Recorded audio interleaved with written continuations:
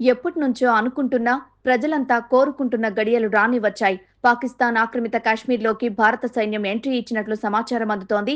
దీనిపై ఇంతవరకు అధికారిక ప్రకటన రాలేదు. కానీ భారత సైన్యం మాత్రం ఆ ప్రాంతంలోకి వెళ్లి ఉగ్రవాదుల భరతం పట్టే పనిలో ఉందని తెలుస్తోంది. మరిన్ని వివరాలు తెలియాల్సి ఉంది. మరోవైపు భారత్ చేస్తున్న దాడులకు పాకిస్తాన్ వణికిపోతోంది. చైనా ఇచ్చిన పేలని బాంబులతో యుద్ధం చేస్తున్నట్లు ఆ దేశ ప్రజలకు కలరింగ్ ఇస్తోంది. ఆ దేశ మీడియాలో హైప్ క్రియేట్ చేస్తోంది. భారత్‌ను కవ్వించి తప్పు చేసిన పాకిస్తాన్ దానికి తగ్గ ఫలితాన్ని అనుభవిస్తోంది. ఆ దేశ రాజధాని ఇస్లామాబాద్‌ను భారత ఆర్మీ డ్రోన్లు ధ్వంసం చేశాయి. పాక్ ప్రధాని అధికారిక భవనం పక్కనే బాంబుల వర్షం కురిపించింది భారత్. భారత్ దూకుడు చూసిన పాకిస్తాన్ ప్రధానమంత్రి బిచాణ సర్దేస్తున్నట్లు కూడా వార్తలు వస్తున్నాయి.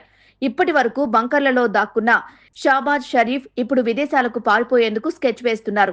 ఇప్పటికే ఆ దేశ సైన్యాధ్యక్షుడు ఫ్యామిలీతో విదేశాలకు పారిపోయారు. ఇప్పుడు ప్రధానమంత్రి కూడా విదేశాలకు చెక్కేస్తున్నారని వార్తలు వస్తున్నాయి. పాక్ ప్రధాని ఇంటిపై భారత్ మిసైల్‌తో దాడి చేసింది. సురక్షిత ప్రాంతాల్లోకి ప్రధాని షరీఫ్‌ని తరలిస్తున్నారు.